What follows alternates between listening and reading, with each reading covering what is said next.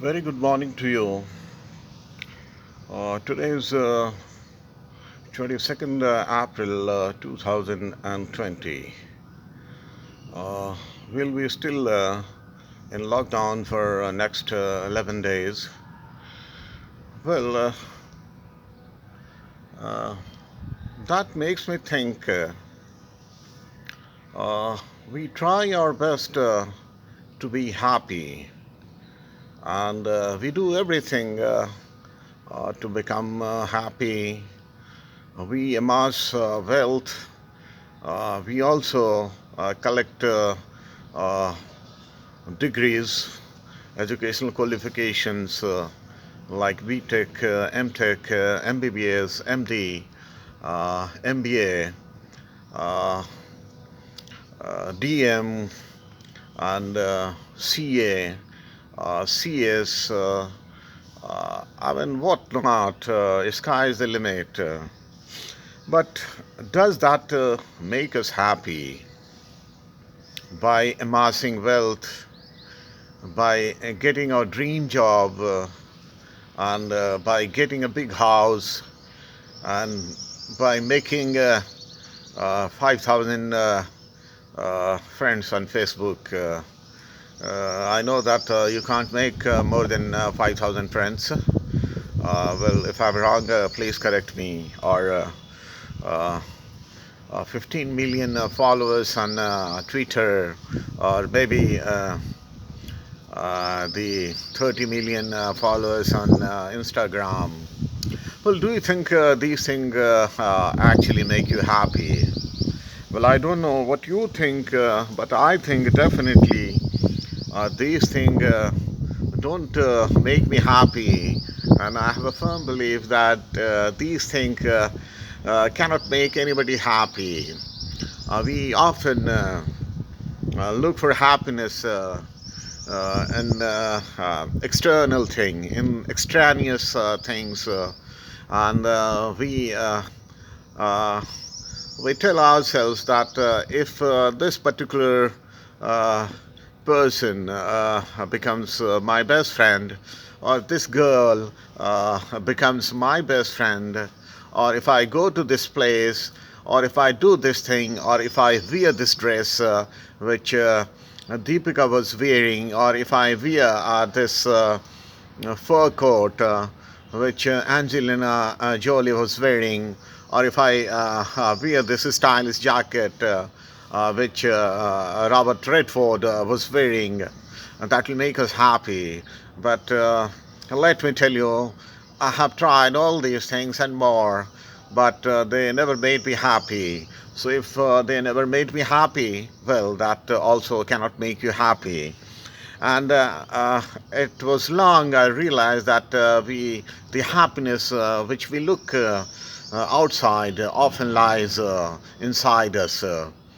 And so let me tell you, when I discovered that happiness is something which lies inside me and not outside, so I became happier.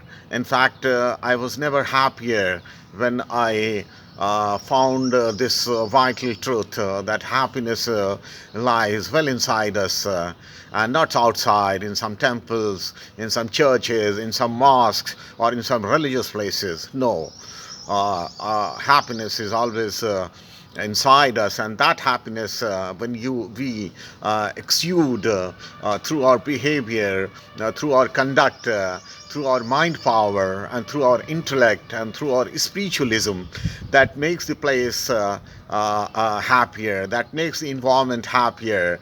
So a happy person makes an happy ambience. So that's the way it is.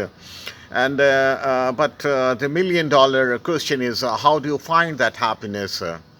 So let me tell you, to find this happiness, you have to peep inside you, peep inside, deep inside your heart. And how do you do that? For that, you need alone time, or rather, more popularly called, you need to have the me time, because either on weekdays you are going to offices, you are doing your job, and you are meeting people, you are fixing appointments, and you are visiting places, you are making tours, and you have very little time for yourself. Barring, of course, the weekend, but the weekends are also packed with doing domestic chores and looking after the pending jobs on the personal or the official capacity. So when you find that time, whatever time you find, then you also need to watch your favorite TV program, your favorite sitcom, or the film you haven't seen for months. So, like this thing. So, even though you are given your weekend holidays, as a matter of fact, never get the me time. You never get time to communicate with yourself. So, it's very important that however busy you may be, however your packed schedules may be, it is always good when you find some alone time. You see, a day has 24 hours. And every hour has 60 minutes, and every minute has 60 seconds. So you have to you need to divide your time in seconds. So when you do that, I'm very sure that you'll find a couple of minutes for yourself. Like right now, I'm sitting and talking to you, but it is not only that I'm talking to you. I'm also talking to myself. I'm also talking to things which is hidden deep inside me. I'm having a self conversation. This is very important. And once you start doing this, then you realize the power. You often see that some people have better control over their mind and body, while some people, despite being very talented, they waste themselves. So it all ultimately comes to your mind power, how strong your mind is, and how well control you have on your mind. And to do that, you need some me time. You have to talk yourself. Because if you don't talk to yourself, you won't know what are your strengths and what are your weaknesses. And unless you know your weaknesses, how can you work on that to make yourself a better individual, to make yourself a better professional, and to make yourself a better human being? So it is very important to find the me time. And once you find the me time, it is very important to communicate with yourself. And once you start communicating with yourself, you need to put the things in the right perspective. If you can do it on the mental basis, you should do it, or you should take a piece of paper and pen and write down all your good qualities, all your positive traits, all your strength on one page, and on the next page you write all your weaknesses, all your shortcomings, all your policies. And then you should try to see whether you possess more qualities than your shortcomings. And if that is the case, well, you're doing a good job. And if that is not what you're looking for, then you need to work on your weaknesses, you need to work on your shortcomings. And shortcomings and your weaknesses, working on weaknesses, cannot happen in close contact with others. And that is also important, but the most important is the time which you spend with yourself and communicate and work on your weaknesses. So for that, what is important is you need to meditate. You need to meditate by either practicing the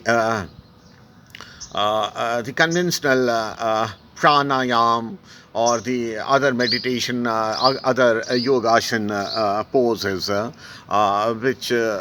which helps you to soothe your tempers and soothe your very what I would say, very anguished mind.